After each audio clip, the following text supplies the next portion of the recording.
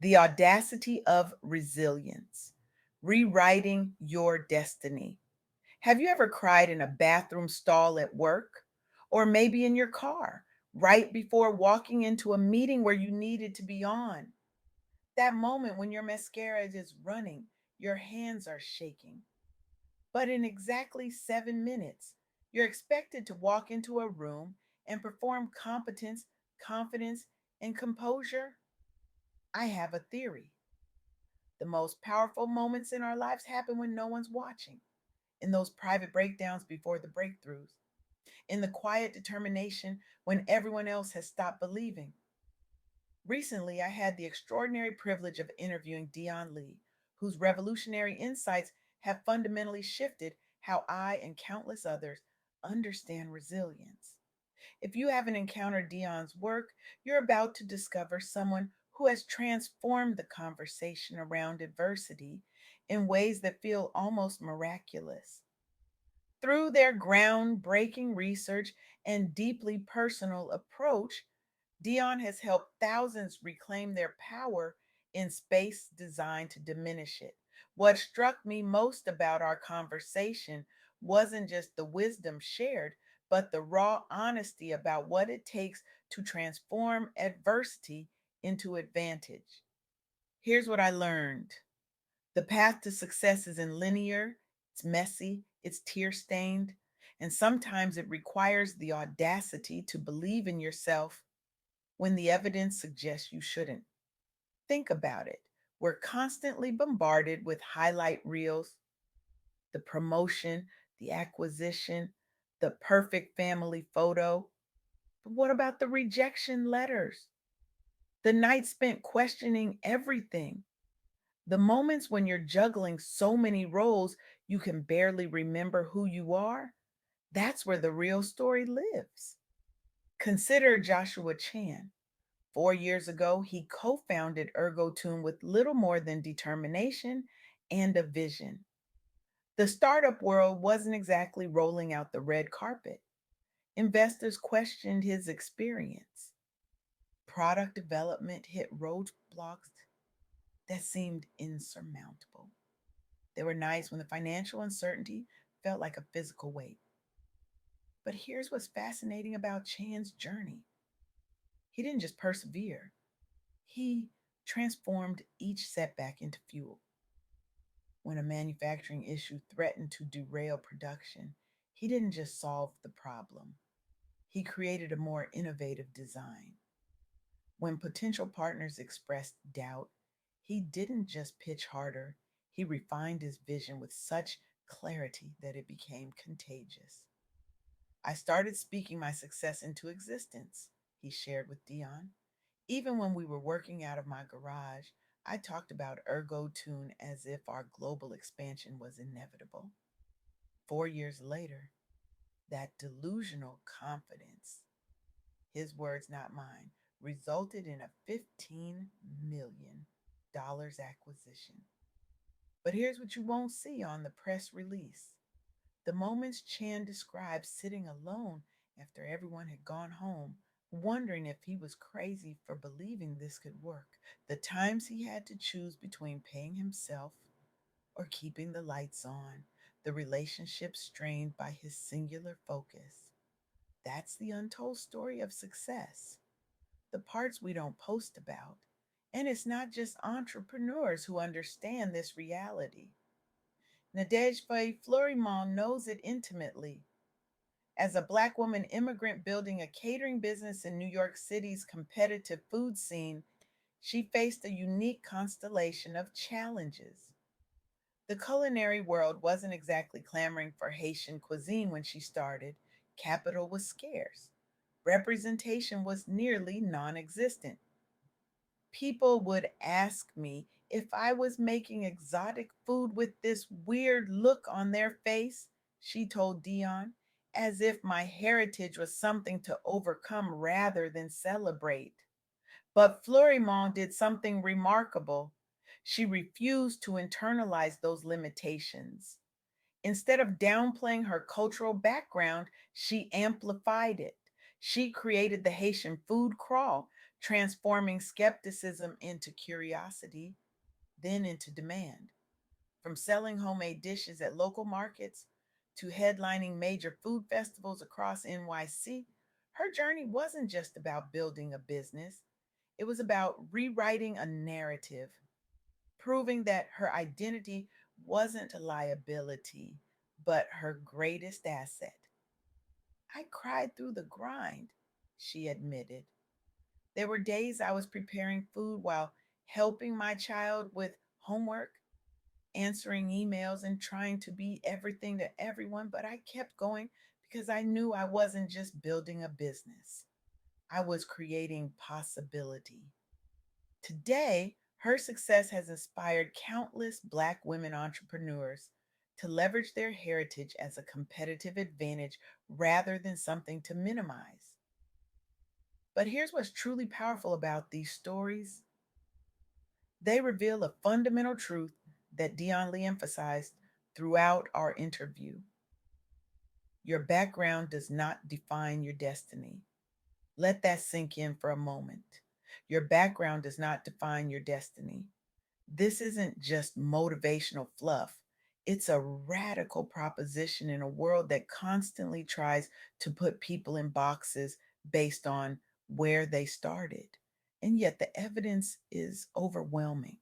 Time and again, we see people defy expectations, overcome systemic barriers, and create futures that no algorithm could have predicted. But, and this is crucial, this transformation doesn't happen by accident. It requires three specific elements that emerged clearly from my conversation with Dion Lee. First, perseverance through adversity is your superpower. Not just grinding through difficult times, but allowing yourself to feel them fully while continuing to move forward. It's crying in the bathroom stall and showing up to the meeting. It's acknowledging the weight and refusing to be crushed by it. Second, self awareness and intentional manifestation change everything. This isn't about vision boards and wishful thinking. It's about the disciplined practice of articulating what you want with such clarity and conviction that it begins reshaping reality. It's Chan speaking about his startup as if success was inevitable. It's Fleury Mom promoting Haitian cuisine as if its popularity was just a matter of time. Third, embracing who you are unapologetically is non negotiable. This might be the hardest part for many of us. We've been conditioned to contort ourselves to fit into spaces not designed for us, to code switch, to downplay, to assimilate. But what if the very things you've been taught to hide are actually your greatest strengths? The founders of Stretch Lab Toronto West understood this principle when they created wellness programs specifically designed for busy professionals juggling multiple life roles. They recognized that traditional fitness spaces often overlook the needs of working parents and caregivers, particularly women of color. Instead of asking clients to adapt to an existing model, they built something new, something that acknowledged the reality of trying to do all the things while still prioritizing self care. We saw clients coming in completely burned out, they shared with Dion, successful in their careers, but physically and emotionally depleted. We wanted to create a space where taking time for yourself wasn't seen as selfish, but essential. Their approach was revolutionary in its simplicity. Small, consistent acts of self care matter more than grand gestures. 10 minutes of intentional stretching daily creates more lasting change than an occasional spa day.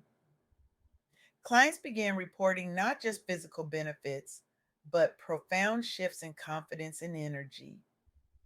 Patting yourself on the back became part of their ethos, celebrating small wins as fuel for larger transformation. This philosophy has influenced broader conversations around wellness equity, particularly for communities where self care has traditionally been viewed as a luxury rather than a necessity. So, what does all this mean for you? It means you have more power than you realize to rewrite your story. It means the very challenges that feel like limitations today may become your greatest advantages tomorrow. It means speaking your dreams into existence isn't delusional, it's strategic. But transformation isn't just about mindset, it requires action. So here's my challenge to you, inspired directly by my conversation with Dion Lee. For the next week, speak one goal out loud every morning, not silently, not in your journal, out loud, with conviction, as if it's already happening. Then each night, write down one thing you did that made you proud, no matter how small. The email you finally sent, the boundary you held, the moment you chose yourself when every instinct was screaming to put someone else first. Next, carve out 10 minutes daily just for you, even if it means locking yourself in the bathroom. This isn't negotiable.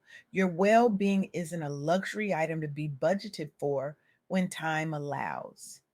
Is the foundation everything else is built upon. Finally, reach out to another ambitious person today. Share encouragement, offer support.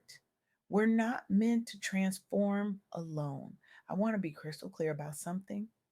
This isn't about toxic positivity or denying real structural barriers. The playing field isn't level. Some journeys are objectively harder than others. But as Dion Lee so powerfully articulated, acknowledging those realities doesn't mean surrendering to them. You can recognize the unfairness of a system while still refusing to be defined by it.